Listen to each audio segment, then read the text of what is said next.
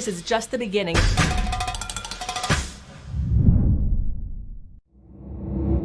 Hi, and welcome to the Recovery and Resilience After COVID-19 virtual event. I'm Dan Primack, business editor at Axios, coming to you from my home in Southborough, Massachusetts. Big thank you to MasterCard for making this event possible, and welcome to our audiences on Facebook, YouTube, LinkedIn, Twitter, and Axios.com as we kick off a new look for a new year. Please be sure to follow us using the Axios Events hashtag and at Axios on Twitter. Over the next 30 minutes, I'll be joined by my colleague, Dion Rabowen, and we'll unpack the pandemic's impact on small businesses and minority communities and spotlight efforts to create an inclusive economy that works for everyone. And our first guest is the founder of World Central Kitchen and the chef and owner at Think Food Group, José Andrés, joining us from Washington, D.C. Hello, chef. Hello. Thanks so much for joining us. So I think people know you as kind of a renowned restaurateur, prolific Twitter user for sure. But talk to us a little bit since the pandemic began about what you've been doing through World Central Kitchen, but also the restaurant program. Well, World Central Kitchen has been part of my main work through this pandemic. On top of running my restaurants, I kind of have a good team, but I've been putting a lot of time on helping the organization. So World Central Kitchen and this pandemic alone, we've done already on the north of 36 million meals. We've been on top of that responding to fires in the West, hurricanes in the Gulf of Mexico, hurricanes in Central America. We've been helping in other countries, Venezuela in the middle of everything, because the political unrest and issues they are facing. We've been helping in Spain. We went to the explosion in Beirut, doing more than 10,000 meals a day.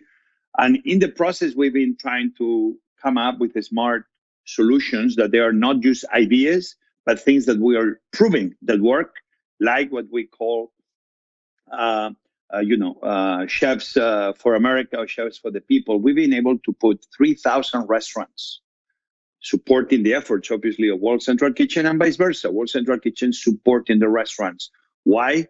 Because if we have hungry people in America, in a moment that the restaurant industry is shut down, it's not the American way. It's not the smarter way to make sure that instead of throwing money at the problem, we invest in the solutions. What do? We make sure that we partner with those restaurants, that we pay them per meal. The restaurants are able to hire back. The restaurants are able to pay rent.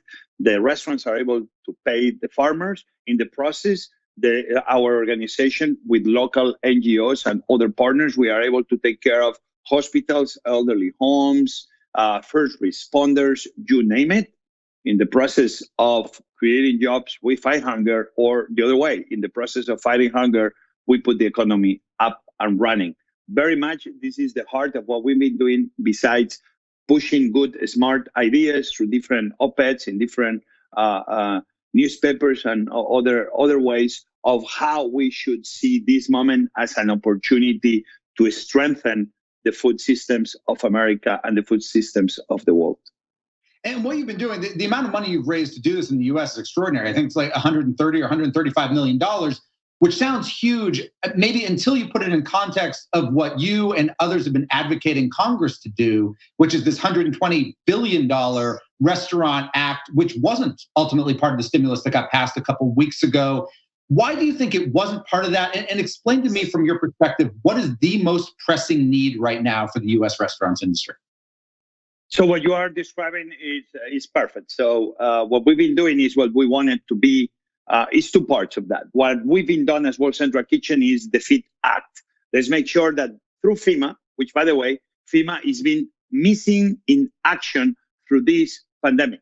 And I'm calling to Congress to make sure this doesn't happen ever again. FEMA should be there next to the American people in emergencies.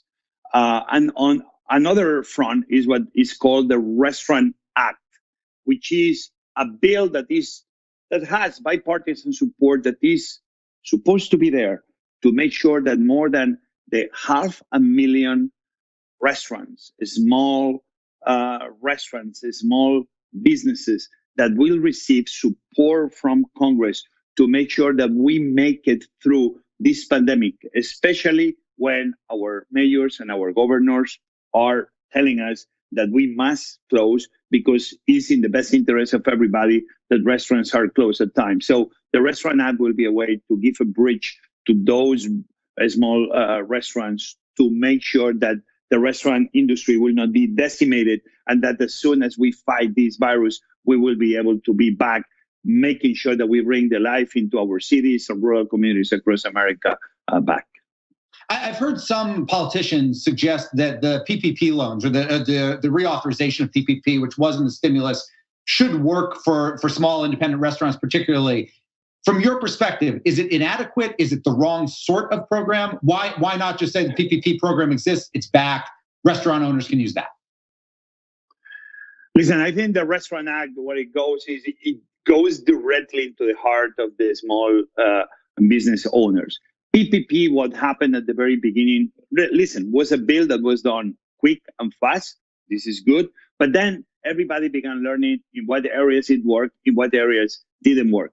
One of the things maybe even PPP didn't do is a lot of small restaurants out there that for a lot of reasons, because again, there are small businesses sometimes in rural areas, in little cities all across America, that they don't even know how to apply. They don't even understand to what bank to go. So in a way became a very complicated logistically thing to understand to many small businesses. What happened also, small restaurants were competing with all types of other industries. What the restaurant industry was saying, let's create a fund that specifically helps and aids the restaurant industry. First, the employees, I think, is the most important, but also the small business owners that have to pay rent, that have to pay their employees, that they have debt to pay back to the bank, to give a chance to those businesses to don't lose everything they invested in the previous years of their hard work and their lives,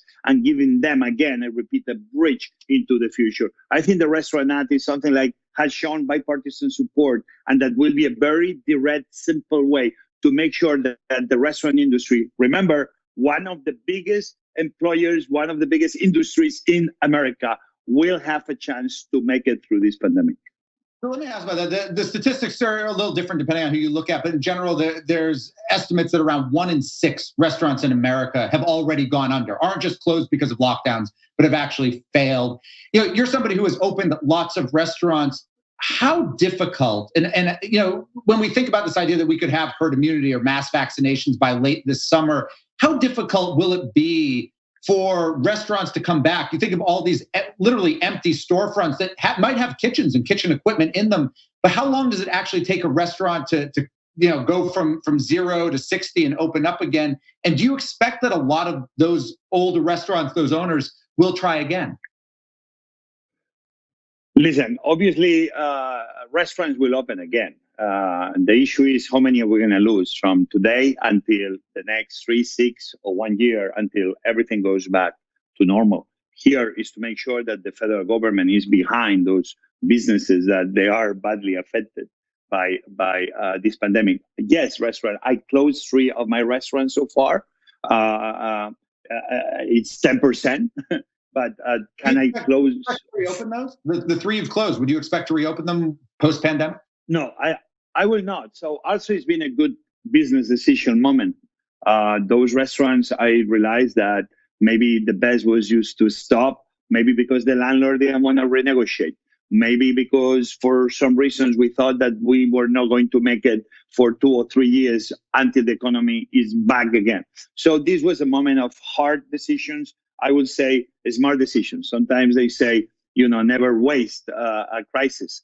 So for me, in part, it's been hard because I don't want to close any business, but it's been kind of the best smart decision under the circumstance. But again, we see a lot of small restaurants that they are not going to be having the opportunity maybe I have of having smart people that help me make the smart decisions, maybe easier access to banks, maybe easy access to lawyers that allow you, for example, to apply for the PPP I got PPP, and thanks to a degree to PPP, I've been able to make it through. But remember that PPP, in a way, did something that was the money was funneled through the restaurants to pay the employees. I'm very happy because we need to be taking care of these employees. But if you think about it, in many ways, PPP, we became the restaurants, the unemployment agency of America. It's not like all of a sudden the owners of the restaurants got the money. This money, as was coming in, this money was going out.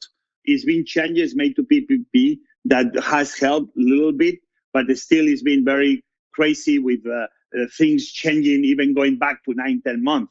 So again, it's not so easy as a green or red decision. It's a complicated system, and sometimes for small restaurant owners, they have a hard time to understand how to apply PPP to their own business. So I believe that we're going to see the restaurant industry again flourish, but this can take years if the federal government doesn't support those businesses to be ready at the starting point the day we beat this virus.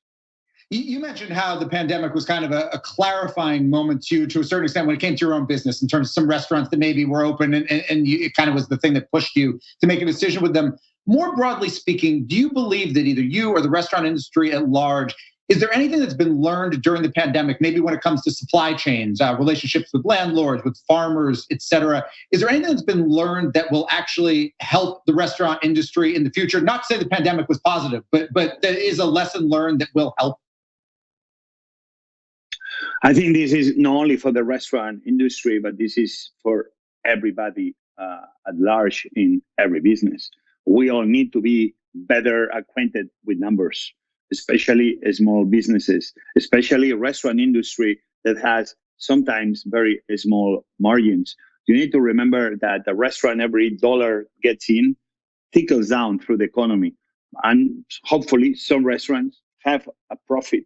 But more often than not, take a look how many restaurants, even putting the pandemic aside, close every year. So restaurants are a hard, complicated business. But when the restaurants function, our cities function better, our rural area function better. Again, employs directly millions of people, indirectly millions more. We're talking distribution, we're talking farmers. So if I learn anything, is that we need to be much more realistic of what's the rent we pay in the expensive neighborhoods, in the very big cities, that maybe is smarter to be doing more business in semi-urban or rural areas that the rent and the leases may be cheaper.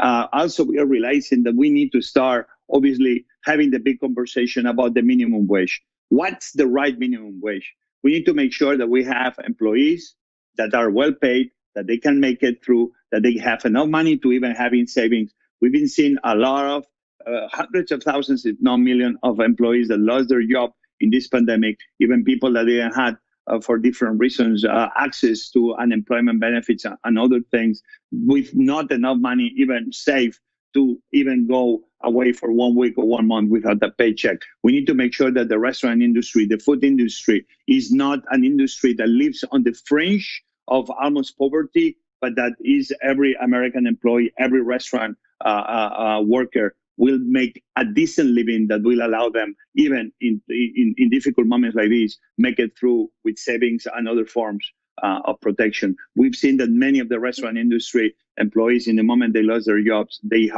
were some of the hardest hit people all across America. Not only the restaurant workers, but also the farmers. It's not way in today's America that the people that feed America are almost under the poverty level. This is something like fundamentally has to change. Chef José Andrés, thank you so much for joining us. Thank you for having me. And we will turn now to Axios CEO Jim Vandehei with a view from the top.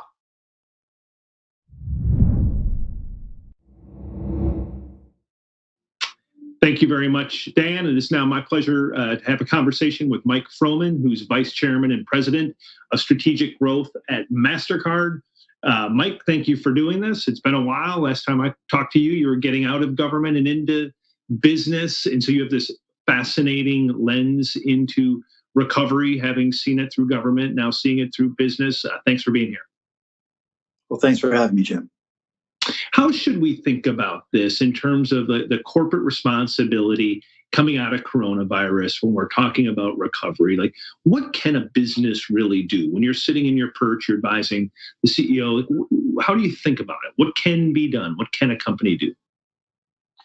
Well, I think the key thing is what you really started with, which is that there's a role for government and there's a role for the private sector. There are certain things only the government can do, but the private sector can do a lot. And by this, I mean not just philanthropy or corporate social responsibility or ESG efforts, as important as all of those are. The key is really getting companies to look at their products and services, technology, and expertise and explore what they can do to have positive social impact on a commercially sustainable basis. Because that's the only way that we're going to really achieve scale and bring the innovation of the private sector to these major social and economic issues. For us, we've been involved, for example, in financial inclusion for the better part of a decade. And we set a goal of bringing 500 million people who are unbanked into the financial system. We achieved that goal in the middle of COVID. And as we looked around, COVID underscored for us just how important it was that people and businesses be connected to the digital economy in order to survive. And that's where companies can bring their products and their expertise to the table and make that happen. And how do you do that, right? Because when you think about things moving digital and people being able to figure out things remote, it's often those communities that have had to suffer that have a hard time adapting in moments like this. You look at the joblessness, you look at the people struggling. A lot of them don't have the great access to technology or sometimes the savvy to figure out how to navigate the financial world. Like, how do you think about that? How do you work on that? How do you attack it? Yeah, well, first of all, I think your description of the problem is absolutely right. There are tens of millions of people here in the United States who are still unbanked or underbanked. Black families pay 50% more to access basic financial services than the average white family. And that can add up to about $40,000 over the course of a lifetime. So there's a lot that can be done, first in connecting people to digital financial services. For example, working with governments just to get assistance into the hands of people digitally so that they don't have to rely on expensive check cashers or go to payday lenders to get access to their wages or use expensive remittance providers to transfer money from one person in their family to another. Being able to provide those services on an affordable, easy to access basis helps people participate in the digital economy. Make sure that there's not a new digital divide that emerges between those who have access to digital tools and those that don't. And by the way, the same thing is true of small business. If one thing that COVID demonstrated for all of us is just how critical it is for small businesses to be connected to the digital economy. Helping businesses get paid, go digital, get access to capital digitally, that's absolutely central to their survival in this economy. You guys often have some of the best data, right? Because you can see the transactions and transactional patterns of, especially like in the small business sector. Like, what are you seeing there? Like, how hard is it going to be for some of these small businesses to make that change, to be able to both like survive and then like be able to utilize these technologies that probably at the end of the day make their life and their business even better, but they have to get there. Like, what are you doing to fill that gap? Well, I think there's a lot that can be done to help them get there. And we partnered with some fintech companies to help brick and mortar businesses go online, become digital businesses. And when we look over the last 6 months at new business creation, more than 70% of new business creation has been online businesses. Spending is actually up in the fourth quarter of last year, about 3% over the previous, the fourth quarter of the previous year. But fully 50% of an increase was in online purchases. So people are going online both to sell, to keep their business alive, to connect with customers, connect with suppliers, connect with finance providers of finance, and people are using online commerce as a consumer to stay very much on top of things this year. And that's likely to continue even after COVID recedes, that people's habits are likely to change. And so they're likely to stay that way going forward. There's a big debate in business, has been for some time, about whether business should just be about driving shareholder value or doing more. A lot of the stuff that you're talking about does go to like a higher purpose as opposed to the ruthlessly, like this is the way we can make the most money the fastest.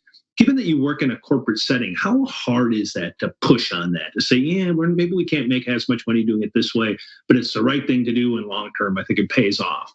Is it getting easier? Is it still hard? How does that work? Well, look, I feel very fortunate because for us, we've been very much focused on how do you create long-term value and for shareholders and for all of our stakeholders. It's the short-termism which really gets companies to make decisions that are suboptimal. If you're thinking about the long term, you want to invest in the environment. You want to invest in your employees. You want to invest, in our case, in bringing more people into the financial system. It's not a hard sell because it's not only the right thing to do, but ultimately it's good for business. It's good for value creation. It's good for shareholders as well as stakeholders. And companies need to do a better job of explaining that to their shareholders, how those kinds of investments, merging purpose with profit in the short run, is good in the long run for creating value. But I think that argument could very much be made. And if I'm the viewer and I'm watching this and I might be skeptical about companies really sort of doing the quote unquote social good, how real should I think it is? Not just with MasterCard, but you know a lot of people in business and other corporations. Is this movement real? Do you really feel like companies that finally have sort of snapped to it and are trying to put the social good in certain circumstances above the bottom line? Yeah, I think the conversation has evolved significantly in the last couple of years. Larry Fink started writing letters to CEOs. The Business Roundtable came out with their statement. And I think the statements by CEOs that they consider this important, that they consider purpose important, or the impact on broader stakeholders is important in and of itself. Now the important thing is to turn it into action. And that's harder to do. And so I think this is a good case for why companies need to partner with each other, help each other, show each other the example of how to turn these good sentiments actually into real impact on the ground. That's a great place to end. Mike, thank you very much for this conversation. Thank you to MasterCard for making the broader conversation possible today. And now over to you, Dion Rabowen, who's our markets expert at Axios.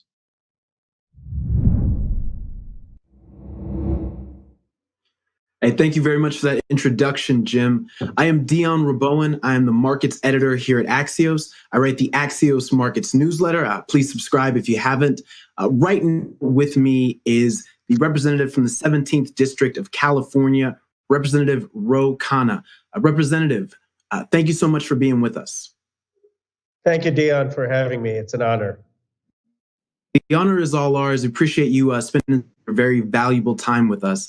I want to get right into it because you've been a very outspoken advocate for small businesses as we've gone through this pandemic and as we're looking to make the recovery here in the U.S.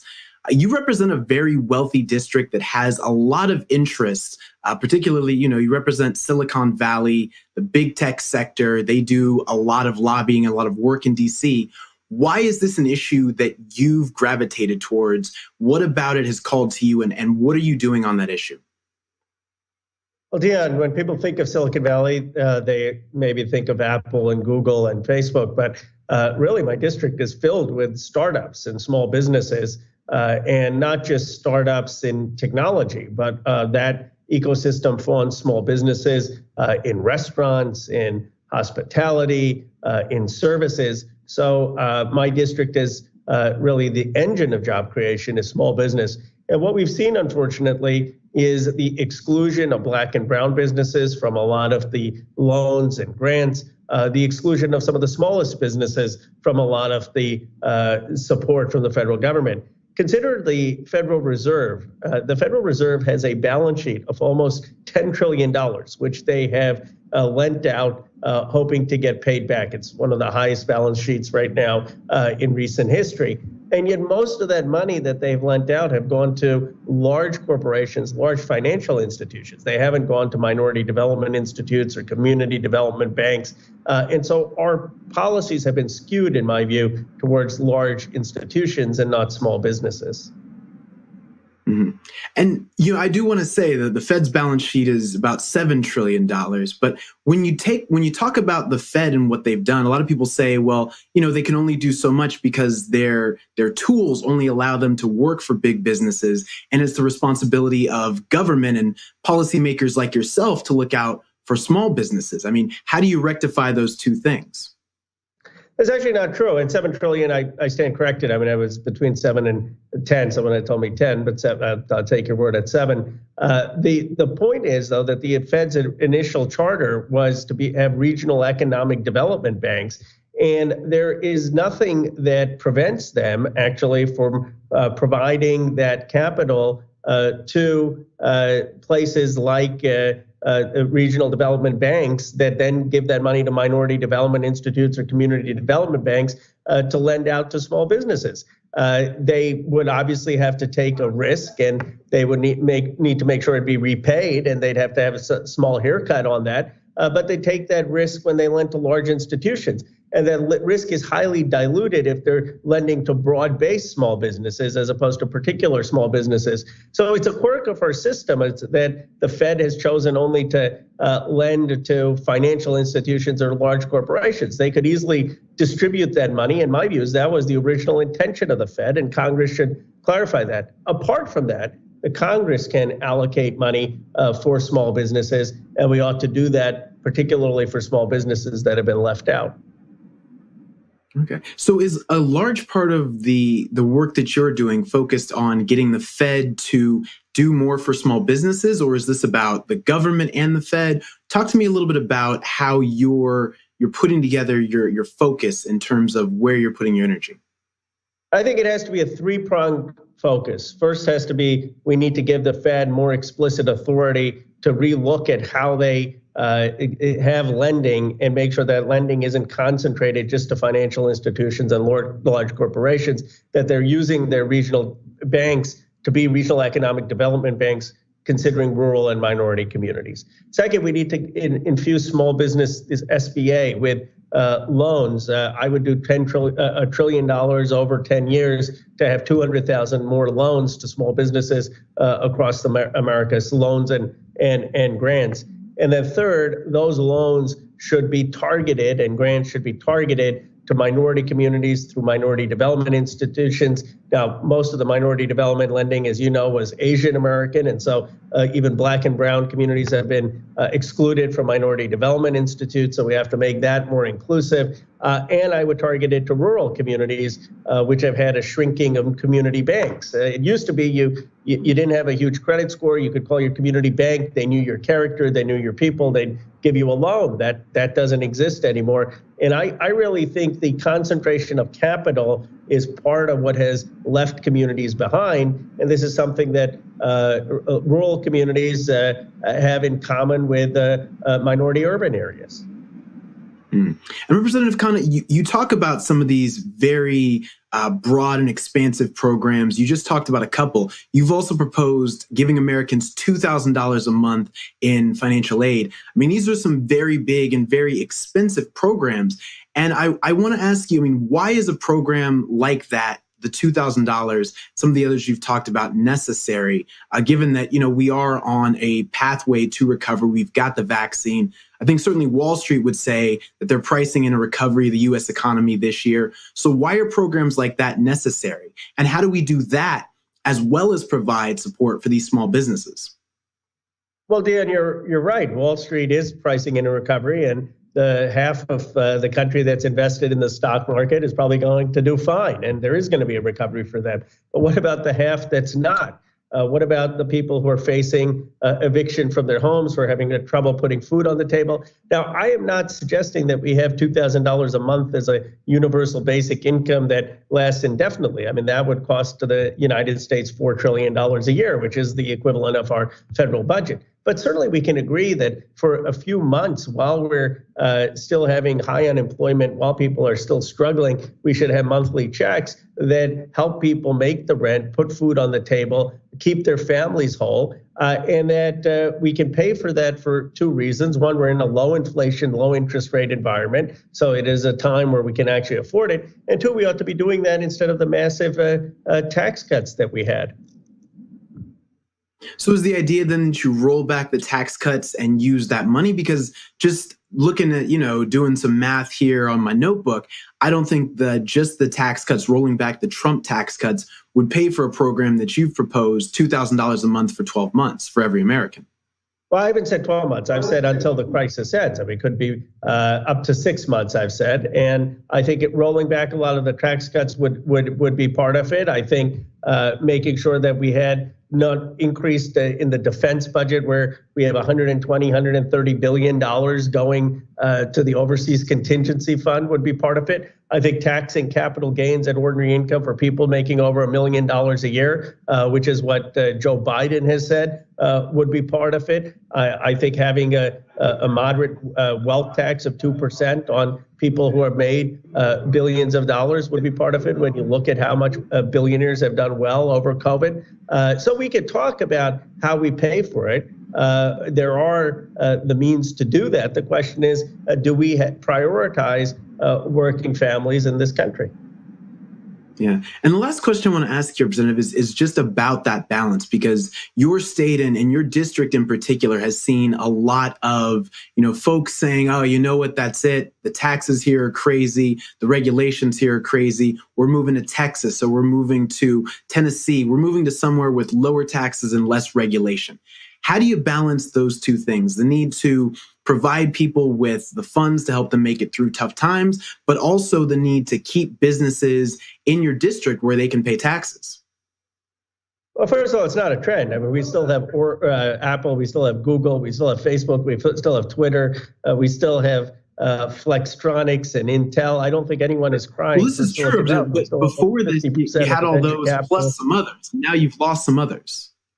Yeah, we lost Oracle, which is not an innovation company. I mean, Oracle makes its money by locking people in. It's one of the least innovative companies in the Valley. I don't think anyone is crying a lot about that loss. And usually what happens with the Valley is there's a boom, people make their money, and then some of them leave and they distribute. But we are still the engine of innovation with artificial intelligence, with quantum computing, and with with literally companies with market caps over $1 trillion. That said, I would argue the two biggest things we have to do is build more housing. There is an issue of not having affordable housing. Young people aren't able to live there, and that's a big challenge. We need more public transportation. And then I do think that the SALT deduction should be there. I mean, if you have states that are making high investments in public education, like California does, you should be able to deduct that from your federal taxes. If we did those three things, you would see even more opportunity in Silicon Valley open to people in other parts of the country.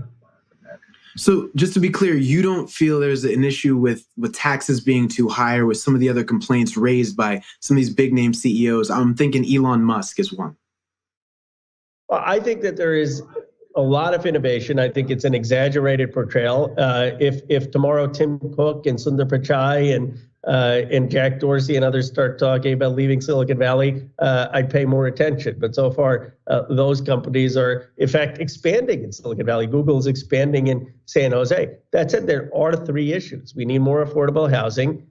We need to have the SALT deduction. It's not that the taxes are too high. It's that we're being penalized in California by not being allowed to deduct our taxes on in federal income tax. And we need better public transportation. I think if we do those three things, Silicon Valley is going to continue to boom. But my bigger concern is places that don't have this investment in these awesome research universities, that don't have the investments in breakthrough technology, that don't have anchor companies like Apple and Google. How are we going to create technology innovation in other parts of the country? Okay. Representative Khanna from California's 17th District, thank you so much for being with me. I really appreciate it. Thanks for the conversation. All right. Well, that was a great conversation. Now I want to kick it off to, we've got Pro Rata and Axios business editor, Dan Primack. You and I are going to talk a little bit about why it matters in this segment. Dan, how you doing? Hey, Dan. Hey, so Dan, you talked to José Andrés. I talked to Representative Khanna. What do you feel like the biggest takeaway was from your conversation? And what's the thing that's going to drive the conversation going forward?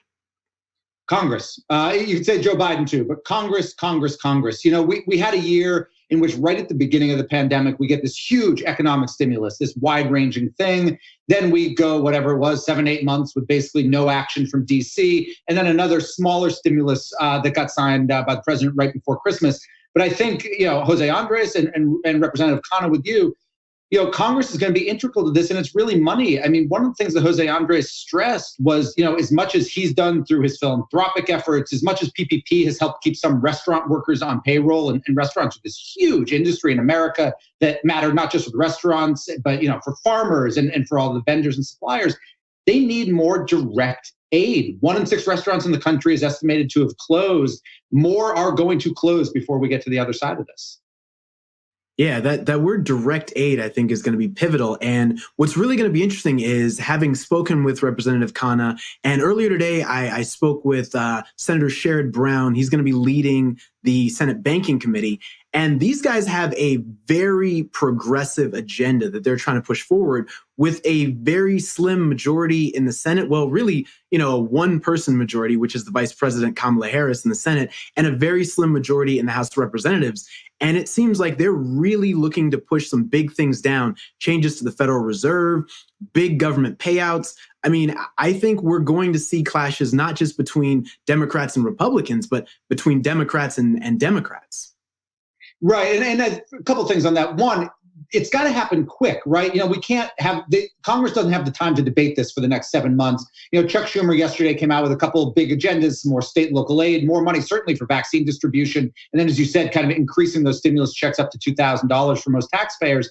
But it's got to happen fast. And then there's the question of who's really going to get these things, and is it going to be equitable? I mean, America had an unequal economy long before the pandemic. It has a more unequal economy today. Just look at the food lines right now and the stock market and compare those two things to one another. How we're going to look when we get to the other side of this, and what, if anything, can Congress and others do to try to help begin narrowing that gap? Yeah, absolutely. Because, from what I've heard right now, there isn't a plan. Look, I just want to say thank you to everyone out there for joining us for another virtual conversation that hopefully has made all of you smarter, faster. I know, certainly, speaking for myself, I definitely feel smarter in a very short amount of time. Thank you to our sponsor, MasterCard, for making this event possible. And for more information, for more of this blazing, super hot insight, please sign up for Axios Pro Rata and Axios Markets. Visit axios.com/newsletters to sign up, or get it on the Axios app. Thanks again for joining us. We'll see you soon on Axios.com.